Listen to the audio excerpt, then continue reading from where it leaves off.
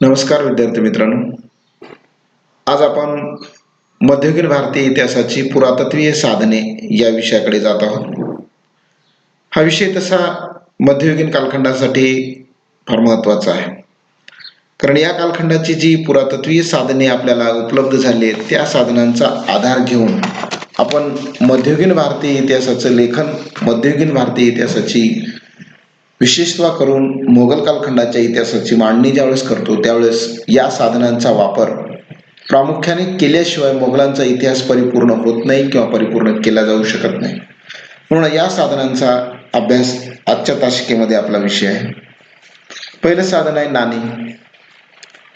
मोगलांची नाणी ही मोठ्या प्रमाणात आज भारतभर प्राप्त झालेली आहे. भारतीय इतिहास संशोधक आणि पाश्चात्य किंवा पौरात्य इतिहास संशोधक जे आहेत, या इतिहास संशोधकांनी विविध भारतातील भूप्रदेशात जाऊन किंवा विभागात जाऊन या नाण्यांचं शोधन केलं किंवा या नाण्यांचा शोध लावला. त्या नाण्यावर आधारित आपल्याला त्या कालखंडातील किंवा मोगलांच्या कालखंडातील सामाजिक, धार्मिक, राजकीय, आर्थिक परिस्थितीचं चित्रण रेखाटन करण्यासाठी किंवा त्या कालखंडाचा इतिहास, त्या परिस्थितीचा इतिहास ची मांडणी करण्यासाठी अशा या नाण्यांचा वापर केला जातो किंवा करता येतो.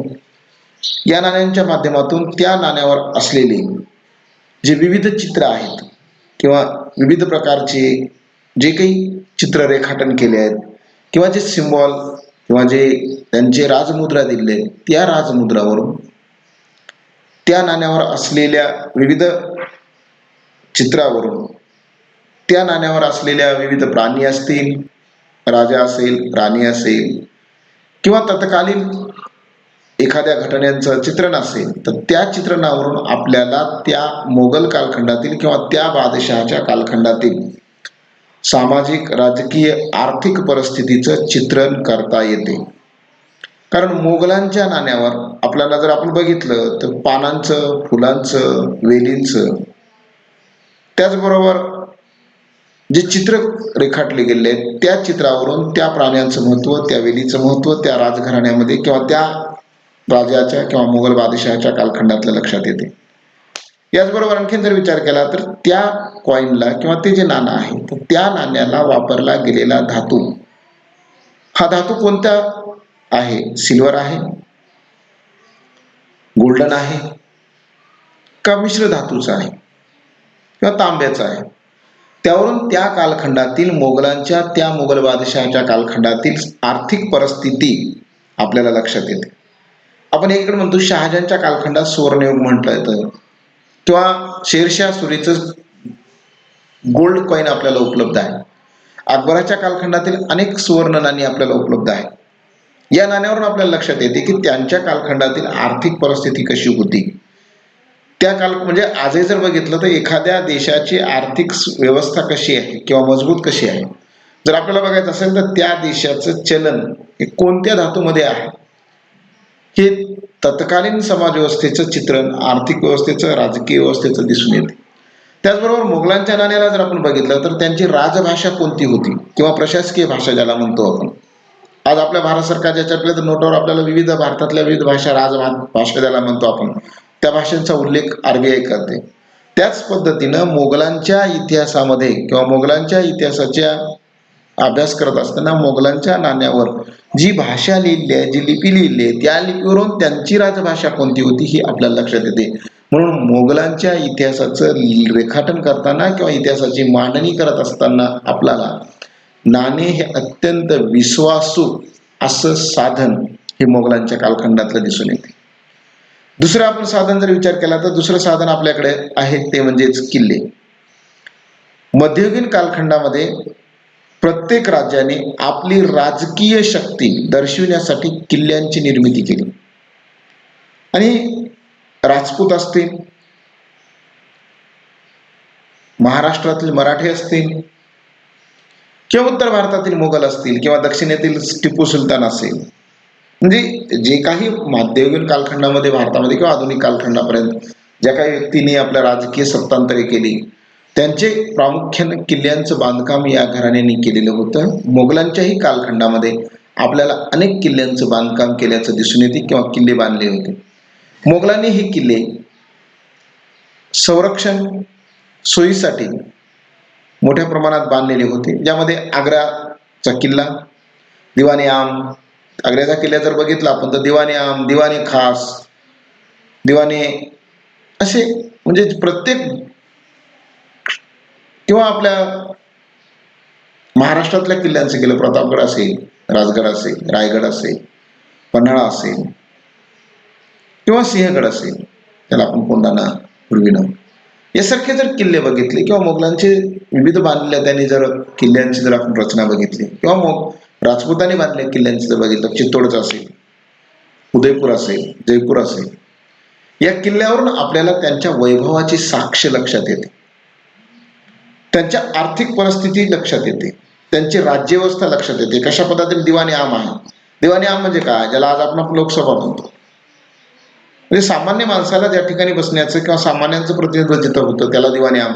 दिवाणी खास, विशेष लोकांसाठी विशेष रूम्स किंवा दिली होती. त्यानंतर राजमहल, शयनकक्ष, त्यानंतर मध्ये असलेली पाण्याची व्यवस्था, मध्ये असलेली लष्करांची व्यवस्था,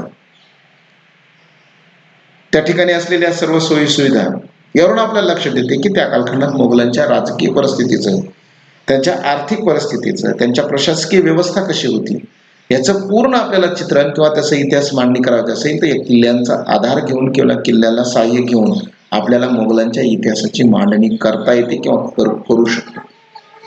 त्यानंतर आपल्याला म्हणता येईल की मोगल कालखंडातील काही शिलालेख.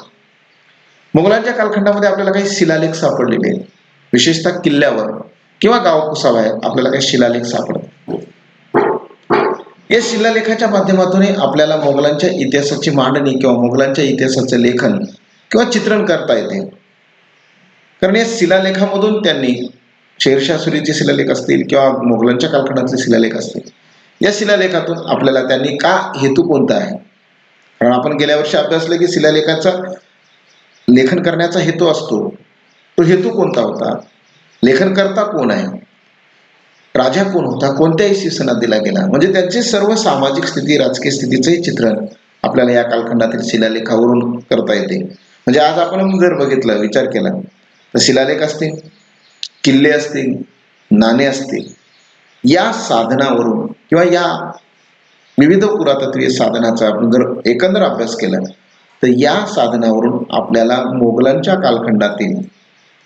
मोगल कालखंडातील विविध जी भौतिक साधनं आपण म्हणतो, या साधनांच्या माध्यमातून आपल्याला हे लक्षात येतं.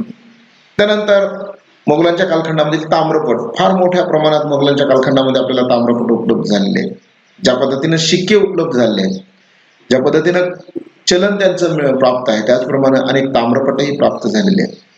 या ताम्रपटावरून आपल्याला त्यांच्या राज्यव्यवस्था किंवा कोणकोणत्या प्रदेशावर त्यांचं राजकीय वर्चस्व होतं, मोगलांनी कोणकोणत्या मंदिरांना किंवा ज्या प्रदेशाला दान दिले त्यांचाही उल्लेख येतो, त्यांच्या सरदारांना त्यांच्या कशा पद्धतीचे आदेश दिले जात होते, हे सर्व बाबीचा उल्लेख आपल्याला ताम्रपटातून दिसून येतो.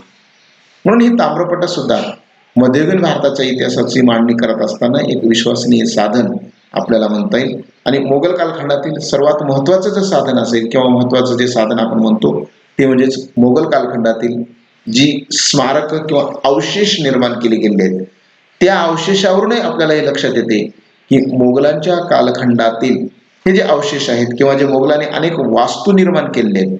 कारण आपण सुवर्णयुगाचा कालखंड ज्यावेळेस शहाजहानचा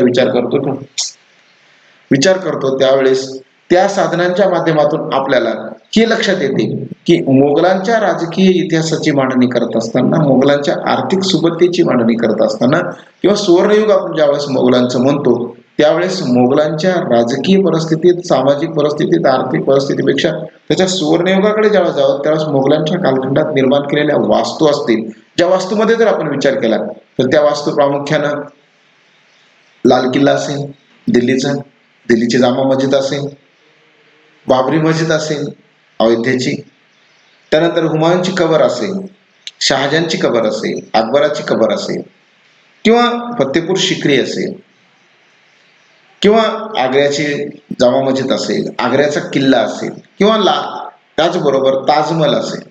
मराठवाड्यामध्ये जर आपण आलो तर बीबी का मकबरा असेल, यासारख्या ज्या वास्तू मुघलांच्या कालखंडामध्ये निर्माण केल्या गेल्या, त्या वास्तू आजही त्यांच्या वैभवाची, त्यांच्या श्रीमंतींची, त्यांच्या आर्थिक सुबत्तेची साक्ष जगाच्या समोर मांडतात. आज जर आपण केलं तर भारताचं आजचं राष्ट्रपती, आपण ज्याला म्हणतो लाल किल्ला म्हणतो, हा जो लाल किल्ला आहे आज भारताची शान आहे.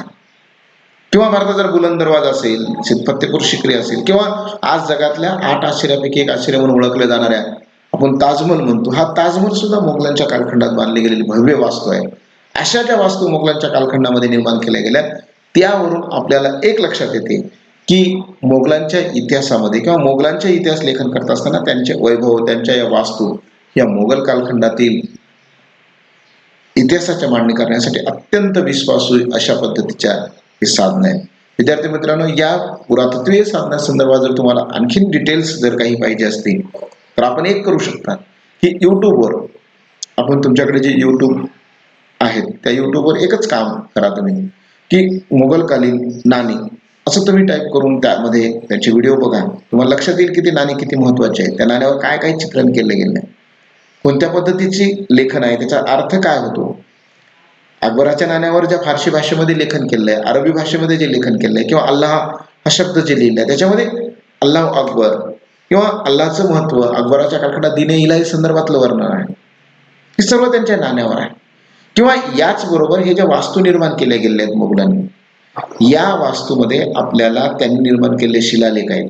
त्या शिलालेखावर ही वास्तू कधी बांधली, शहाजहान ताजमहल कधी बांधला, औरंगाबादचा बीबी का मकबरा कधी बांधला, किंवा कोणत्या किल्ल्याची डागडुजी कधी केली, लाल किल्ला कधी बांधला, लाल किल्ल्याचा दगड कुठून आणला, याच्याविषयी तुम्हाला यूट्यूबवर आणखीन डिटेल्स जे आहे ते प्रत्येक या एखाद्या वास्तूचं नाव टाका, नाणे लिहा, मोगलकालीन ताम्रपट असं तुम्ही जर सर्च केलात तर तुम्हाला मोठ्या प्रमाणात या पुरातत्वीय साधनासंदर्भात माहिती आपल्याला मोगलांच्या संदर्भात मिळते आणि तुमचे इतर अवांतरे वाचन किंवा व्हिडिओच्या माध्यमातून तुम्हाला त्याचा फायदा होऊ शकतो.